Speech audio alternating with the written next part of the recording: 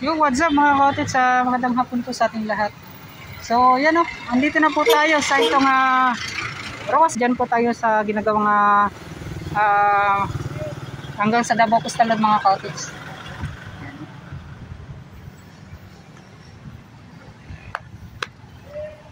Yan, so dito tayo. Itong napakagandang Roas na ngayon po ay napakalinis na po. Yan o. So may harang na rin mga kautits. Para di po basta-basta makapasok yung mga tao dito sa loob. Yan o. So yung kulang na lang dito mga kautits, mas maganda kung bugahan po nila ng tubig dito. Para matanggal po yung mga ito, yung mga bug na adri. Yan.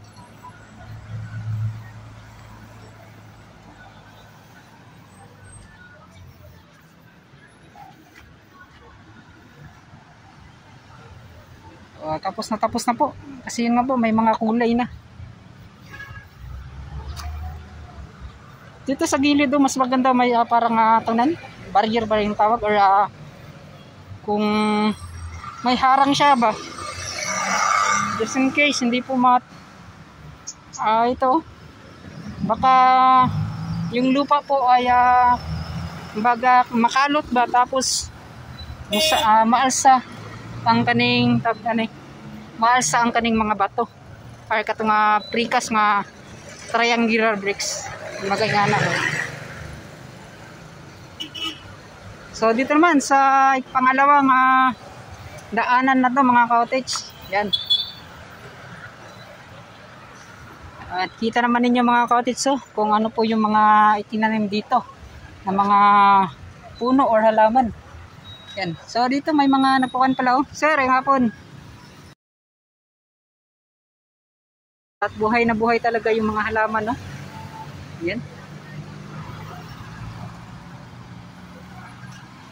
So yun inilagay na yung tawad ng mga cottage para lagyan pa nila ng mga halaman. Yung naka-box na yan. Yan. So dito may mga naka-assign na pala. Na nagtanong mo sir? Oh. So sila sir. Ako nagtanong mi karon bis lang sa mi karon. Bis mo. So murag pan gyud kumbaga puli-puli. Rotation. Kagi So unsa may mga pangalan sa mga bulak or mga punuan nga inyong gitanom dira sir? Mani, ining kuan, ining Kani siya tawag Sabi tawag mo? Spider lily. Spider lily. Spider lily. Yaw pangalan spider lily. Akuan. Kana Katsura. Katsura ng red. Katsura. Red katsura.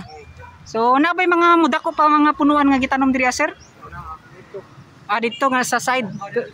Pero diri mga gagmay lang, mga pan lang. So, tama lang. So kan Mani-mani? Asa dapit? Peanut. Kani sa kilid. Anak ya punday na binakog sagbot ni siya. Buwak na gyud set. Kung dito pinakatungo tanawa dito. Kana dito, matukol karon. Peanut ang tawag na mani-mani. So yun Ang silver wall. Ang kana biya nga yellow, silver wall. Silver wall. Silver wall? So, naganda yung mga klase-klase nga tanom diri So, yun So, sir, salamat amping mo, sir.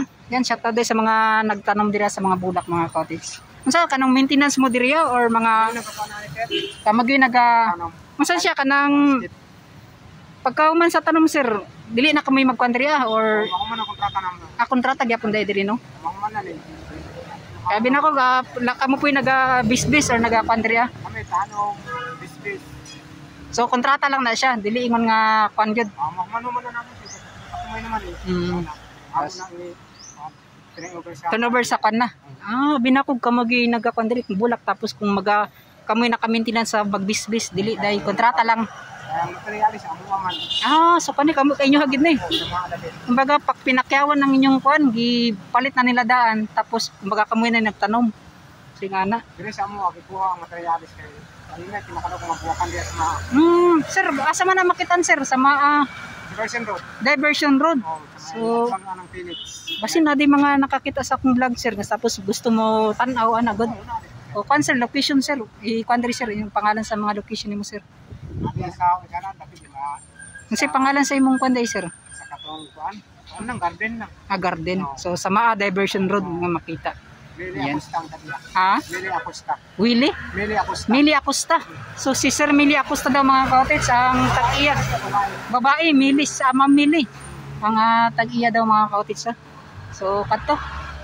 Sir, daghang kayong salamat sir at least nakaunlakan yung interview. So kani mga ilang tanong. Sir, salamat sir ha. Yan. So mga tanong nila mga sir, mga ma'am, so kanila mani-mani. Red, kalimutan ko basta yun sa ating unang vlog. Sir, salamat kayo sir ha. So, tanuman ba na siya dira sir? Plant box eh. Tanuman niya ko na siya. Tanuman no? So wala pa yung mga kwan. Wala pa ang dito na nag-start na punta ng yuta. Ana. Tanom na lay kulang. Yun na lang process. Sir, salamat ha. Amping mo sir. Sige. Yan. So, yung mga cottage sila ma'am. Yan. Salamat ma'am. Yan. Shout out tayo kina ma'am. So, maganda yung mga itinanim dito mga cottage. Sana buhay na buhay po mga cottage. Yan, no?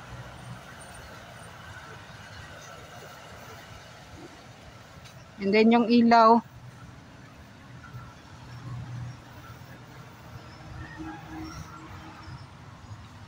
So kahapon daw nagtanim sila. At ngayon ay kanila itong tawag niyan. Baga sa bisa, gibisbisan ba ilang gishaweran para basa kayo. So diri dito ay ehersisyo yung mga cottage.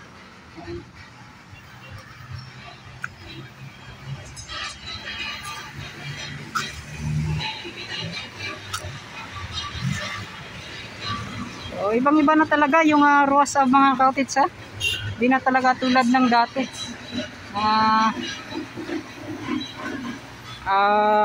Yung mga nakakuan dito, yung mga nagkakalat talaga ng mga kuan, masagbot pa siya mga cottage ba. So ngayon ay puro na po mga triangular bricks yung mga makita natin sa daanan. Yan. So dito si sir nagpipintura po siya.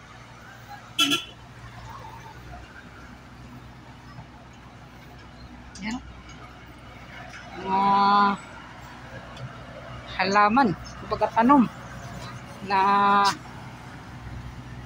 kanilang ay nilagay dito. So itong plant box.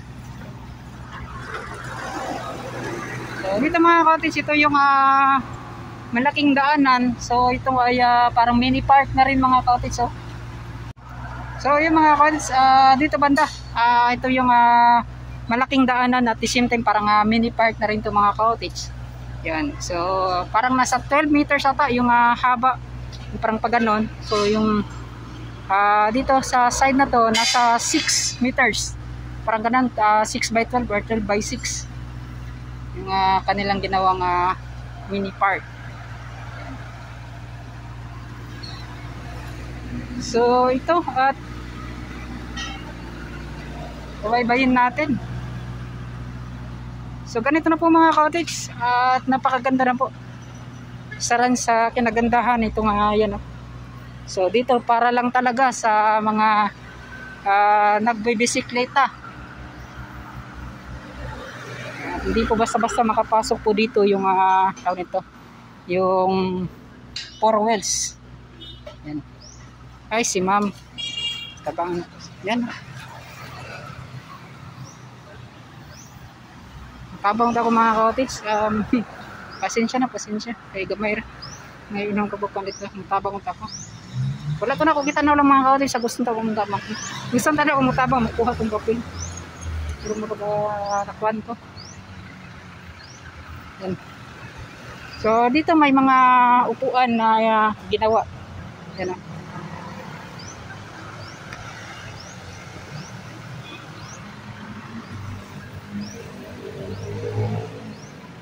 So sa napag-alaman natin mga cottage, ito turn over to ngayong September 30 kasi katapusan daw. Yan yung napag-alaman natin. So kaya pala wala na masyadong mga nagtatrabaho dito. Ay parang tapos na. itong kanilang ginagawa. Yan. So parang ito po ay phase 1 lang po. Kasi yung phase 2 po nito mga cottage ay hanggang doon po sa may kwan na. Doon sa gitna pa rin dito mga cottage yung sa may Ateneo na. Yan, doon banda sa unahan. Kasi kanila pong papagandahin din. Doon banda.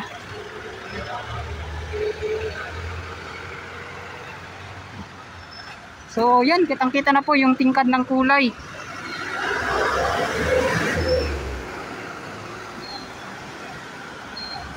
Yan.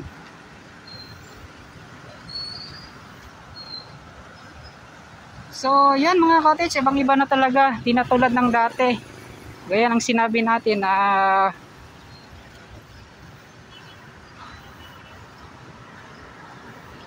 kulang dito ay pag-clearing na lang, paglinis na lang sa mga yan, sa mga nagkakalat. At dito naman, so para saan to? Asay dito ay parang nasa bike kwanto ata mga cottage, no? Yan, no? Dito banda. Hindi tayo nakakamali mga cottage. Yan, no? Dito ilalagay yung mga bike kapag gusto nyo baga nagpa-park kayo. So okay din kahit kunti lang mga cottage. Malaking tulong na rin sa mga nagbibisikleta dito.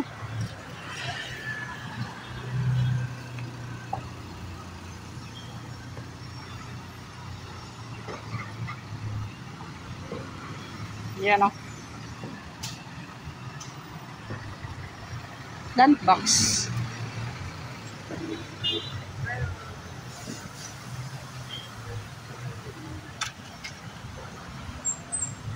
So dito mga cottage, ano, may mga mangilan-ngilan, ngunit siguro ito ay tatanggalin din, lilinisan din to itong dito po sa itong daluyan po ng kanal.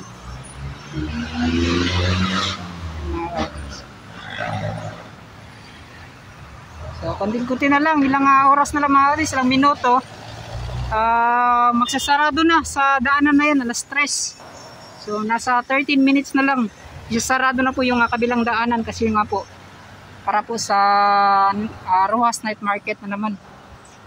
Yan. So ito na po mga cottage, so kita na po ninyo kung gaano na po kaganda or yung pinagbago. Yan. So ito nga mga nagkakalat mga cottage, di naman po yan puro mga cottage, tawag yan mga silupin or ano ba. Puro po yan na dahon po. Itong mga puno dito na nahuhulog po mga cottage.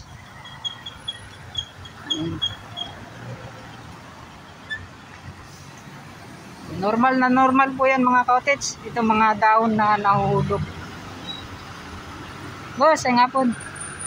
Shout out. Ma-turnover ba ni karong pichatukan katapusan? Ma-turnover ba karong katapusan? October na po. October 5 na po ang human yun. So kumbaga nagkuhan sila 5 days. Nag-extend.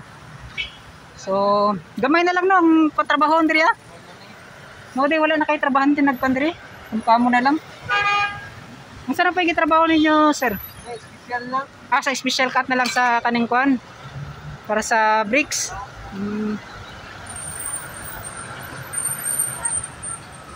So, yun. So, mga pa nang gitawag nilag mani-mani? Oh. Panino? Unsan nani siya kanang bunga wala? Bulak lang. Dili ka tong mani gyud nga kuan. Kay murag kuan sa mani no? Mura siya mani. Pero mo day mani-mani lang tawag. Kaya bila kung sagbot lang ni siya. Dito yung dilay di siya kuan diri no, tanom. So ito pala mga cottage itong nakon natin na mani-mani. Kasi magkasing tulad sila ng yung dahon po ng mani po na yung nakakain. Yan, yung nuts. So konti na lang pala yung tinatrabaho. So tulad dito mga cottage, yung special na lang na cut para po sa paglalagay po ng triangular bricks. Yan. Kani diri sir, dili na ba ni siya kuno ng kaning dalan? Dili na bike lane, dili na siya ayuson or ingana na lang. Ingana ra no. So kadto. So, yun na lang daw, ganito na lang daw mga ka-OTX. Okay pa man din. Wala pa mga problem. Sir, salamat kayo sir. Yan, shout out kay na sir. Yan, shout out.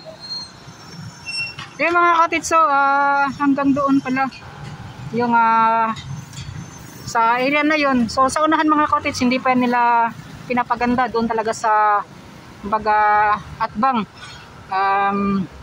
atbang ng tawag nito yung Ateneo de Davao University. Yan. So ito mga ka-OTX, at hanggang dito na lang. Maraming salamat sa lahat po ng mga nakatutok, nakasubaybay. So nakita naman ninyo kung ano po yung mga pinagbago or mas gumanda pang Rojas Avenue. So sa lahat po ng mga sulisupat sa atin, sila viewers, sila subscribers, maraming salamat. At sa HWs natin dyan, mag-ingat po kayong lahat. Yan, bye-bye na.